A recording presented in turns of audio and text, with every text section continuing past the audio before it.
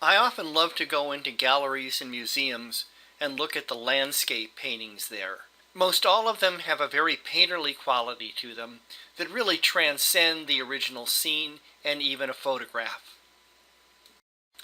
Unfortunately, when I go out on hikes and try to capture these images photographically, they always seem to turn out flat and lifeless. So after years of experimenting with a lot of different software programs and techniques, I finally came out with some techniques and solutions that really gives me the look that I've been trying to get. The whole secret is in the preparation. By this I mean how you deal with the starting image to get the best possible results. Although I've been able to get some improvement using traditional photo editing programs such as Photoshop, Lightroom, or AC/DC Ultimate, the results never quite seem to get the results that I'd like. There's another set of programs that I found that really gets the job done, and these are made by Redfield plugins and are Adobe compatible plugin modules for Windows. All of these plugins can be downloaded from Redfield's homepage, shown here, and cost anywhere from free to just under $50. For this tutorial, I'm going to show you how to use three of them: Quad Pencil, Elementary, and Sharplet. This is a prime example of one of the many scenes that I've shot on my many hikes through the Florida landscapes. While it's a nice photograph, it just doesn't seem to have any real pop.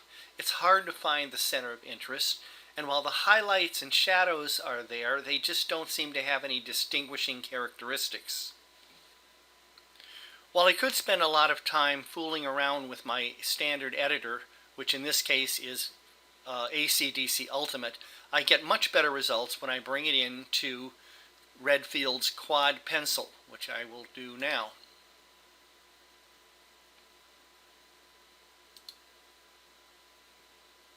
You can immediately see how much more detail you're going to see in both the shadow areas and the highlight areas.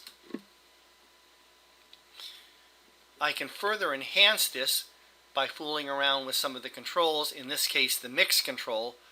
If I bring it up, it will give it more of an illustrative look and give even more details in more of an outlined look. And if I bring it way down here, it gives more of the photographic look. In this case, I'm going to keep it right about 30. And save it. Now, saving it will sometimes take quite a while depending on the size of the image. In this case, my size is about 2500 pixels, which seems to be about the optimal size for both performance and quality. Once it's finished processing, it returns you to the host program, in this case again AC/DC Ultimate. Now you can immediately see the improvement, and if we zoom in, you can really start to see the details. Compare this to how the original looked, and now with Quad Pencil.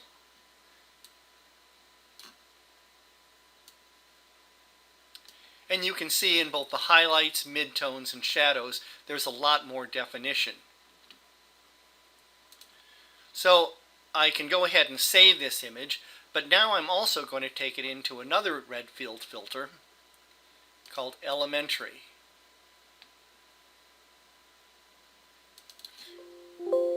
This is a lot like Topaz Impressions, or I'm sorry, Topaz Simplify program, and it gives it much more of a flattened color model.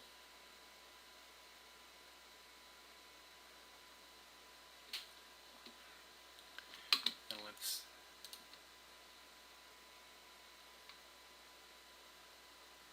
so what this does is it simplifies the image slightly so that it gives it much more of a painterly look. So I'll go ahead and save this. Here is the result using the Redfield Elementary control. And we can again zoom in on this. And now it has a much more painterly quality, kind of a flattened color look. Compare this to the original image, and you can see the effect. Now at this point you can go ahead and save this or further enhance it with your editor. I'm just going to go ahead and save this one as is.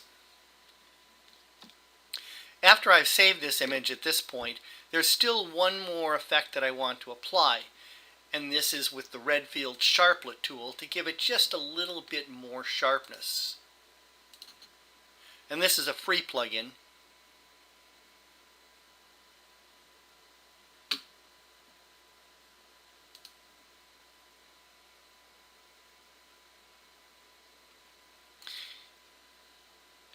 And you can see it just gives a little bit more detail, especially in the shadows.